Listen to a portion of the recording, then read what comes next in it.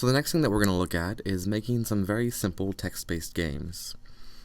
I think that codes and ciphers are kind of a nice bridge between doing things that are useful and doing things that are entertaining, because codes and ciphers are useful, but they can also be kind of an enjoyable little puzzle as well. So to start with, we're just going to make some text-based games, and the very first one we're going to do is a guessing game. So if you aren't familiar with guessing games, that could include like Hangman or Battleship or Charades, but we're going to do a simple guess the number game. Essentially, the computer chooses a number between two other numbers, right? Like 1 to 100 or 1 to 20 or 1 to 10 or 1 to 1,000, whatever. For this example, we're going to call that value, the randomly chosen value, as X. And then the user, whoever's playing the game, tries to guess that number. Now, in most versions of the game, there is some form of feedback. So the user makes a guess, and the computer will say like too high or too low. So that way the user can then make their next guess based on that feedback to try to get closer to what it actually is. I have seen a couple examples out there where there is no feedback, which can get boring because it might take you 100 guesses if there's 100 possibilities, because there's no feedback, there are no clues. So the program itself is going to look something like this. It's going to start. A random number is going to be assigned to our value of X. The user will choose a number, and the computer will check if that input is equal to X. If not, it's going to provide feedback and allow the user to choose again, in which case they will check again, and it's going to keep going around providing feedback until finally the user happens to put in the same value as the randomly chosen X, in which case there's some sort of congratulatory message probably, and the program ends. Now this is extremely basic, and there are ways that we could make it better. Maybe we keep a record of how many wins. Maybe we try to personalize a little bit where the computer actually asks the user their name and then remembers it for future times when they run it. Maybe instead of just high-low, maybe it's actually a warm or cold or a hot and cold game, right? So you choose one value and the computer says no, and you choose another value and it says either warmer or colder, but you don't necessarily know whether it's above or below. You just know whether you're warm or cold, or warmer or colder than before. Maybe we have different difficulty levels. Would that be by increasing the range? So like very easy might be 1 to 10, and very hard might be 1 to a million or whatnot?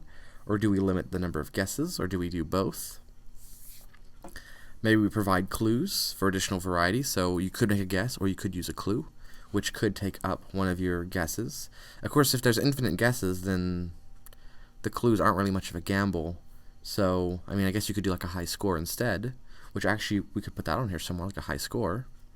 And of course, you know, as I just came up with a new one, there are other possibilities. These are just a few off the top of my head. Now, to kind of show you exactly how it looks, I'm going to go ahead and play it. I've actually already created it, but I'll walk you through creating your own version in a little bit.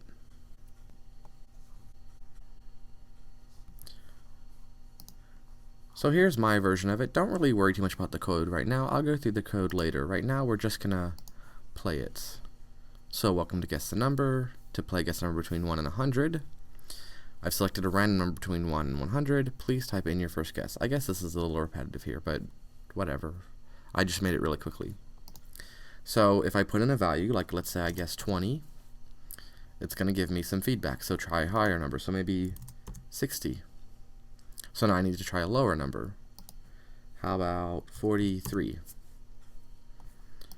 52. And I can just keep guessing until I eventually get it right.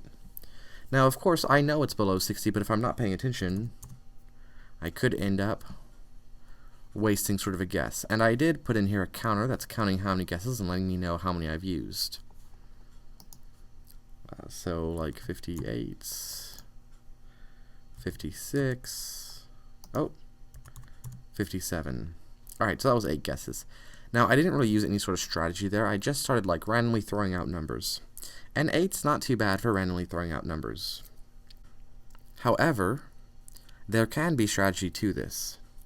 So if you haven't played a Guess the Number game before, here's the link to this code. You should run it. Now, whether you run it in Terminal or whether you run it in PyCharm or whatever, give it a try and see how many guesses it takes you.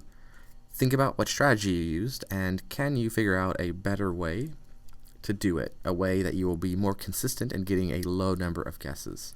Now, there is a specific way, and you can find it on Google, and I'll talk about it later, but just looking it up doesn't really help you. So you should think about it and try to figure it out on your own, because that's going to give you better results and get you to think a little bit more, and a lot of the reward is in the work itself, and if all you do is Google it, there's not much reward there.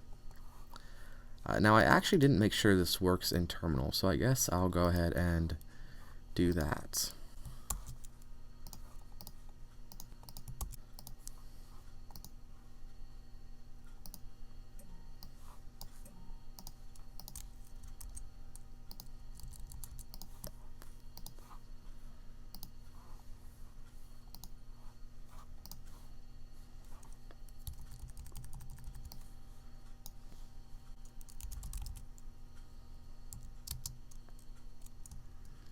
Oh wait, CD desktop,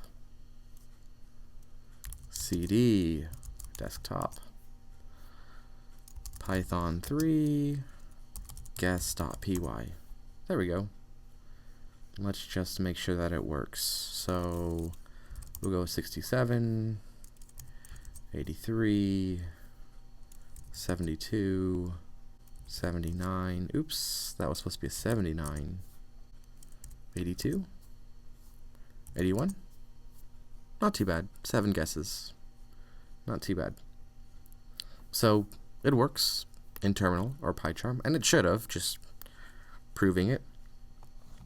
So see how many it takes you. And if you wanted to, you could go in and you could modify the code, and you could increase this random value, the series here, and see how much of a difference that makes.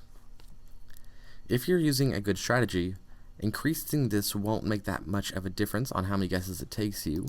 If you're using a bad strategy, then it'll affect it a lot. So just to show you, if you are using a good consistent strategy, you're going to get a very consistent result. And so here are 9 examples of me playing it immediately in a row, one right after the other. I didn't play it like 20 times. I played it literally 9 times, and these were the results that I got.